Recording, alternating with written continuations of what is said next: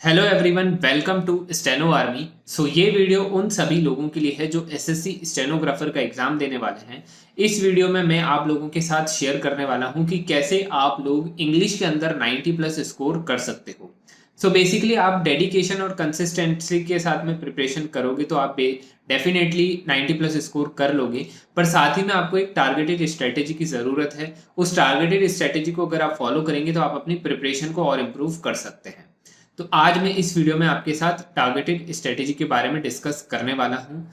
इस एग्जाम के होने के बाद में आप लोगों के लिए स्किल टेस्ट की ग्रेड सी और ग्रेड डी की प्रिपरेशन के लिए मैंने एक कोर्स लॉन्च कर रखा है जो फ्री ऑफ कॉस्ट होगा, इसी चैनल पर होगा।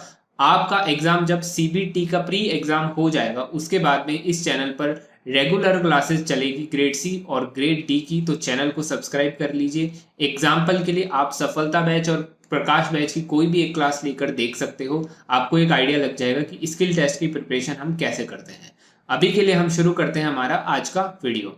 सबसे पहले हम बात करते हैं कि ग्रामर में आपको क्या चीज़ करनी चाहिए।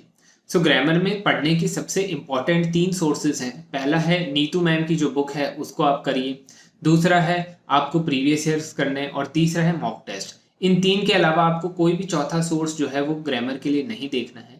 अब इनको सोर्सेज को यूज़ कैसे करना है। सबसे पहले आपको क्या करना है, आपको सारे चैप्टर्स को कंप्लीट करना है और उन चैप्टर्स में बेसिक रूल्स और बेसिक चीज़ को समझना है। बेसिक फंडामेंटल ही समझना है, ज़्यादा अंदर डीपली आपको घुसने की ज़रूरत नहीं है। जैसे आपने नाउन के पढ़ लिया, नाउन नाउन पढ़ने के बाद में उसके आधे पेज के नोट्स बनाने हैं। आधे पेज से ज़्यादा नोट्स नहीं करने हैं, एकदम शॉर्ट और कंसाइज नोट्स बनाने हैं जिससे रिवीजन में आसानी रहे। तो आपने नाउन पढ़ लिया, प्रोनाउन पढ़ लिया, एडजेक्टिव पढ़ लिया, वर्ब पढ़ लिया, ये सारे बेसिक बेसिक फंडामेंटल्स आप समझ लीजिए। साथ में इसके बाद में आप टेंस पढ़ लीजिए। मान लेते हैं आपके 5-6 पेजेस के तो ये सारे रूल्स हो गए और 5-6 पेजेस के टेंसेस के रूल्स हो गए। तो आपके 10-12 पेजेस के पूरे इंग्लिश के रूल्स कंप्लीट हो जाने चाहिए। उसके बाद में आपको उनको डेली थोड़ा थोड़ा करके रिवाइज करना है। जैसे डेली आप 10 मिनट 15 मिनट उनको रिवाइज करोगे तो आपको याद करने की या रट्टा मारने की कोई ज़रूरत नहीं पड़ेगी। आप डेली थोड़ा थोड़ा पढ़ोगे तो आपको अपने आप ही 5-10 दिन में वो सारे जो है एकदम बाय हार्ट याद अपने आप हो जाएंगे। इसलिए आपको रट्टा नहीं मारना है, आपको उनको अच्छे से रिवाइज करते रहना है जिससे आपको 5-10 दिन में अपने आप सारे याद हो जाए। ये याद करने के बाद में आप रेगुलरली प्रीवियस ईयर या फिर मॉक टेस्ट या फिर कोई भी क्वेश्चन की बुक उठा लीजिए, उसमें से जितने हो सके उतने ज़्यादा क्वेश्चंस करिए। क्वेश्चंस करने से आपको अपने आप पता चलता रहेगा कि कैसे ये रूल्स जो है वो अप्लाई करने हैं, कैसे आपको इन चीज़ों को अच्छे से अटेम्प्ट करना है। ये चीज़ आप करोगे तो आपको डेफिनेटली ग्रामर जो है वो आसानी से कंप्लीट होती हुई दिखेगी। तो ग्रामर के लिए आपको यही चीज़ करनी है, और एक बार आपने ग्रामर को कंप्लीट कर लिया तो आपके active, passive, direct, indirect, reading comprehension, vocab, ये सब जो है वो काफ़ी सिंपल हो जाएंगे अपने आप ही अगर आपने ग्रामर को अच्छे से कर लिया। तो ग्रामर के लिए सिंपल सा यही रूल आपको फॉलो करना है। पहले आप नोट्स बनाइए, उनको डेली रिवाइज करिए और साथ ही में क्वेश्चंस करिए। इसके अलावा कुछ भी चौथी चीज़ आपको नहीं करनी है। कोई भी एक्स्ट्रा ऑर्डिनरी चीज़ मैं आपको नहीं बता रहा हूँ, एकदम सिंपल वे में जो चीज़ फॉलो करनी चाहिए वो आपको मैं इस वीडियो में बता रहा हूँ। तो ये चीज़ करिए, आपको ग्रामर में काफ़ी हेल्प मिलेगी। ग्रामर के बाद आपका पॉइंट आता है कॉम्प्रिहेंशन पैसेज का। तो कॉम्प्रिहेंशन पैसेज सबसे पहले 3 सोर्सेज से आपको पढ़ने हैं। पहला है प्रीवियस ईयर, दूसरा है मॉक टेस्ट और तीसरा है एडिटोरियल्स। ये 3 sources newspaper, editorials, previous year और मॉक टेस्ट को करने से आपका जो कॉम्प्रिहेंशन पैसेज है वो इम्प्रूव होगा। अब कॉम्प्रिहेंशन पैसेज में सबसे कॉमन प्रॉब्लम जो सबको आती है वो ये है कि टाइम जो है वो ज़्यादा लगता है। अब टाइम मैनेजमेंट आपको कैसे करना है, सबसे पहले आप एक कॉम्प्रिहेंशन पैसेज करिए, उसके ऊपर साथ में आप टाइमर लगा लीजिए। टाइमर में मान लेते हैं आपको 8 मिनट लगा उस पूरे कॉम्प्रिहेंशन पैसेज को कंप्लीट करने में। अब आप अगली बार जब भी कॉम्प्रिहेंशन पैसेज करें तो टाइमर लगा करके करिए और उसको टाइम अलॉट करिए कि आप 7 या 7.5 मिनट में उसको कंप्लीट करें।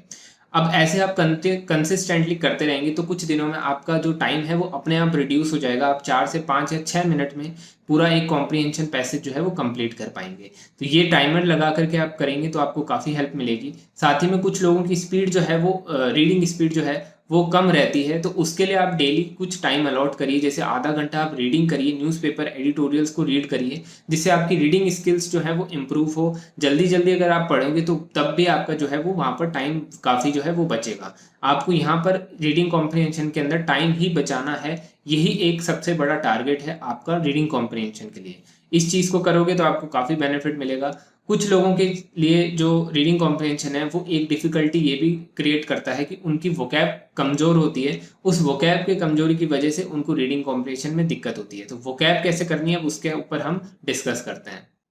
अब बात करते हैं कि आपको वोकैब जो है वो कैसे कंप्लीट करनी है। तो वोकैब के लिए सबसे पहला अच्छा सोर्स है प्रीवियस ईयर, क्योंकि प्रीवियस ईयर के बेसिस पर ही वोकैब जो है हर बार पूछी जाती है। अगर आपने 10-15 साल के प्रीवियस ईयर अच्छे से करे हुए हैं तो आपकी 40 to 50% वोकैब तो कंप्लीट हो जाती है। अब 50% वोकैब के लिए आपको क्या चाहिए, आपको एक तो नीतू मैम की बुक या फिर ब्लैक बुक से आप वोकैब कर सकते हो, मॉक टेस्ट दे सकते हो, या फिर कोई भी ऐसा टेलीग्राम चैनल जो रेगुलरली डेली बेसिस पर कुछ वोकैब्स प्रोवाइड करता हो उसको ज्वाइन कर सकते हो।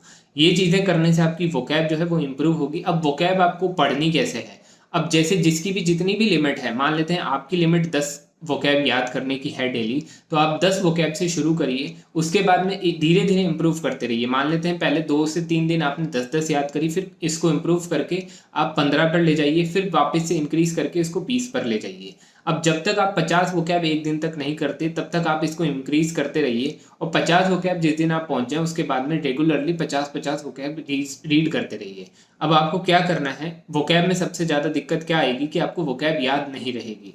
इसका सिंपल सा वे है कि आपको रिवाइज करना पड़ेगा। अब मंडे से सैटरडे तक आप जितनी भी वोकैब पढ़ रहे हैं उसको संडे को 3 से 4 बार रिवाइज करिए, जिससे वो एटलीस्ट आपने अगर वो 500 वोकैब करी है 5 दिन में 6 दिन में, तो एक दिन के अंदर उसको 4 बार रिवाइज आप कर लोगे तो वो 500 जो है वो आपको अच्छे से याद रहेगी। उन 500 में से अगर एक भी क्वेश्चन आ रहा है तो वो आप उसको कर पाओगे। अगर आपने हजारों वोकैब्स कर ली, 10,000 वोकैब्स आपने रीड कर ली, पर आपको एग्जाम में एक भी याद नहीं आया, तो उसका कोई बेनिफिट आपको नहीं मिलेगा। इसलिए 6 दिन तक पढ़िए और 7वें दिन उसको 3 से 4 बार अच्छे से रिवाइज करिए। रिवाइज करने से आपको वोकैब जो है वो आसानी से याद हो जाएगी। इसके साथ में आप अगर कंसिस्टेंटली और डेडिकेशन के साथ प्रिपेयर कर रहे हो तो कंसिस्टेंटली प्रिपेयर करने से आपको खुद ही आइडिया लगने लग जाएगा कि आपका कौन सा पार्ट जो है वो वीक है, कौन से पार्ट में आप स्ट्रांग हैं। फिर आप अपने आप ही उस स्ट्रेटेजी को और इम्प्रोवाइज करके अपने अकॉर्डिंगली उसको अरेंज कर सकते हो।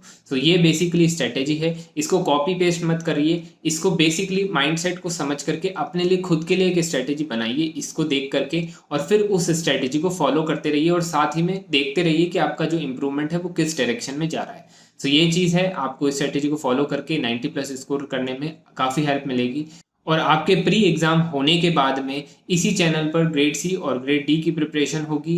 एक एग्जाम्पल के लिए आप ये दोनों वीडियोस देख सकते हो, इन दोनों प्लेलिस्ट के अंदर आपको एक आइडिया लग जाएगा कि कैसे प्रिपरेशन करते हैं। सो तब तक के लिए thank you everyone and good bye.